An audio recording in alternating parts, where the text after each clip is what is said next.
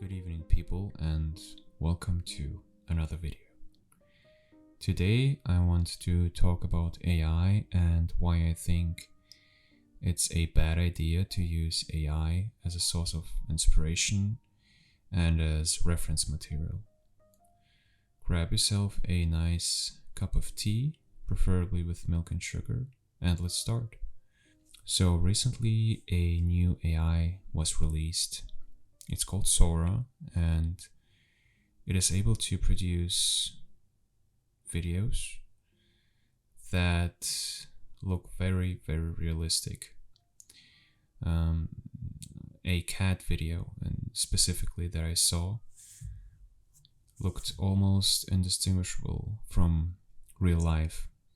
And it has many people panicking, especially designers, video creators, artists, digital artists. I think traditional art is safe for now because, to create an actual painting, you still need a canvas. You need painting materials, you need brushes, you need someone to mix the paint. And that is something that only humans can do for now. I don't know about the future, we'll see. But for now, traditional art is more or less safe. However, I noticed that people, artists specifically, use AI generated imagery as reference material, which is okay. I mean, I don't want to bash anyone, but there are issues that come with it, and I want to talk about those issues.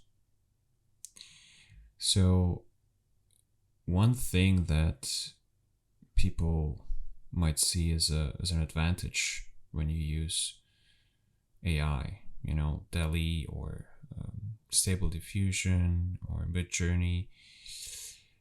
One advantage that people might think comes with it is that it offers you basically limitless reference material, which can be a good thing, but I don't think it is, because having a lot to choose from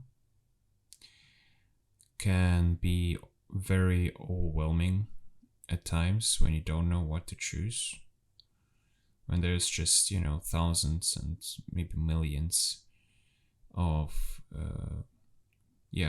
images that you can use as reference material, I think it can lead to anxiety even. How do you choose? How do you make a choice? What do I paint?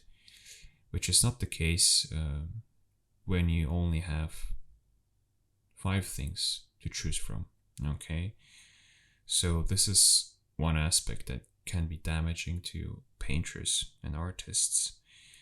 Having many choices is not always good, okay? So how would you create a painting without AI? Let's say you want to paint a figure. This figure is sitting in a dark room. It's a middle-aged man, let's say. He is smoking and there's a whiskey glass in his hand. It's night and he seems to be very disturbed, and you don't know why. Maybe he's heartbroken, but you want to figure out why he is disturbed through the painting process. Okay, so you think to yourself, all right, first of all, I need to choose a canvas, I need to choose the right size, and the next thing I'm gonna do is I need reference material. Okay, I'm not gonna paint from my head, which is very difficult and it takes a lot of time and a lot of practice, a lot of experience. I'm gonna use reference material. So you start with your room. You think to yourself, I need a room where this figure will be living. Okay? You look at your room, maybe you decide, well, it's good enough for my painting. There's a table there. I can move things around, I can change the lighting, and you start with that. But then comes the next challenge, the figure. You look at yourself and you decide, well, it's not what I wanna see on canvas. Okay, maybe you're too young, or maybe you are not a middle-aged man. So you decide to look for a model. You ask your family members, they're busy, maybe they don't feel comfortable modeling for you, and then let's say you ask your friends. You talk to a friend that you haven't seen in a long time, in months, maybe a year. You ask them and they say, yeah, sure, I'll model for you, no problem. Just come over, let's take a few pictures, have a coffee, and let's see where it goes from there. So, okay. The next day, you get up, you put on your coat, it's raining outside, you leave your house and you go outside to meet your friend and take reference material. Okay, take pictures. You arrive, you look at your friend and you start taking pictures, you have a quick chat about life and so on, and then you say, okay, I need you sitting down at the table. I want to paint a man that seems to be very disturbed about something. And one thing that is different is that your friend is not actually a middle-aged guy, but let's say he's a young man of 25 years. Okay. And you see him and you think to yourself, well, actually that's better. It doesn't have to be a middle-aged man. And now that I see my friend, that I see the model, painting a young man actually would be a better idea. It would maybe create a mystery. Why is this young man so disturbed? Does he have something to be disturbed about? So there's a mystery. Okay, you didn't see that coming. So before meeting up your friend, you thought to yourself, okay, I want to paint a middle-aged man, and he sits in his room, it's night. He's looking down at his table, maybe at a glass of whiskey or at his cigarette. But you start checking the pictures that you took, and you see that one photo in particular stands out. Okay, your friend is not looking down at the table, but he is looking to the side. He's seemingly looking in the corner of his room, and suddenly you get a new idea. What if in this corner of his room, what if there lies the reason why he is so disturbed? Okay, and you get the idea. You go from there, you change things, and things happen that were unpredictable. You didn't know they could happen. This is a very important aspect of painting, in my opinion. It should be unpredictable, free, and open-ended, which is not the case with AI. Okay, with AI, well, here's the picture, what you see is what you get, you copy it, and you're done. But when you collect reference material from real life, it leads to many unpredictable outcomes, okay? Which can be scary, I know, but you can figure out ways of fixing things when you need it. Okay, let's say you paint something and you decide to change the posture of the figure. And suddenly the hand, you don't know how to paint the hand anymore. You can you can look at your own hand or look for a model again. Okay, so there are ways of adjusting and changing what you see.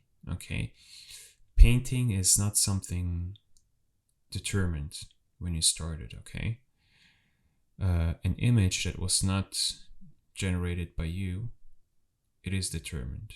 Okay, but painting should be free. It should be open-ended.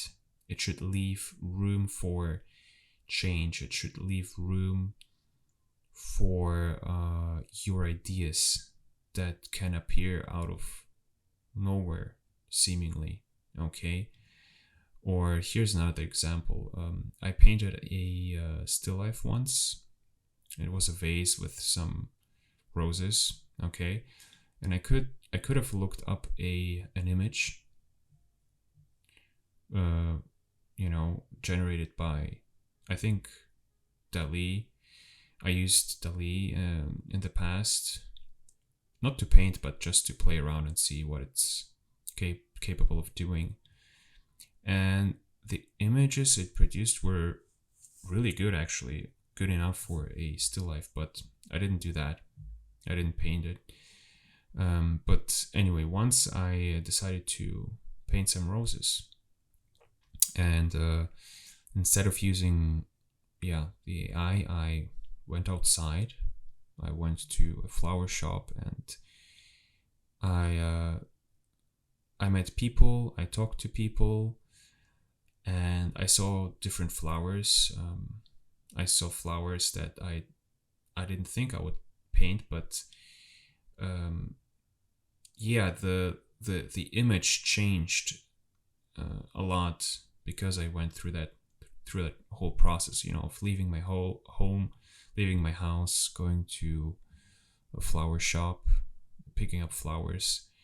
Or let's say you paint a landscape, and instead of copying an image, you go outside and you start painting or drawing, and suddenly you notice that the light is changing. Okay, clouds, and clouds are suddenly there, and they turn your whole painting into a shadowy sort of realm. And suddenly you think to yourself, well, that was not the purpose of this painting, but I can see that now it actually looks better. And you start changing and adjusting, and new things come to you, and things that you couldn't predict. And I want to emphasize that those processes are an essential part of painting. Okay, it is all part of painting. Collecting reference material, setting up still lifes, meeting a model, all of that is very important when painting. Having said that, pictures and photos in particular can also be dangerous in a way when it comes to painting. You can become a slave to the photo, which happened to me. It has happened to me. And to avoid that, I would recommend you, first of all, you have to understand that you don't have to obey the painting. You don't have to obey the photo. Okay, you can always change things. If it doesn't work out, change it, delete it. Change the lighting, change the color, change the shape. And I wouldn't recommend just copying a photo. Don't just make a drawing and fill in the gaps, fill in the paint. I wouldn't recommend doing that. Instead, use the photo you take as a sort of starting point and don't always look at it. Try to paint out of your head as much as possible. Not being a slave to the photo, not just by not copying it, you leave room for change. You leave room for your mind to work on the painting, okay? Because painting, I mean, as far as I'm concerned, is a process where you filter an idea you might have, okay? Like, our example with a man sitting at a table. You filter the idea through your mind. That means you filter it through your experience, through your childhood, through your family, friends, everything you have experienced in this life. You filter it through that and you put it on the canvas. That is what the painting process is. When using AI, that doesn't obviously happen, okay? The algorithm does it for you. It doesn't go through this filter that is your mind and your life. That, in my opinion, is an essential part of painting. So yeah, those are some thoughts I had while contemplating about AI, art, drawing and painting. And yeah, I came up with this conclusion. If you want to share your thoughts on AI, feel free to do so in the comments below, and see you next time. Happy painting. Bye bye.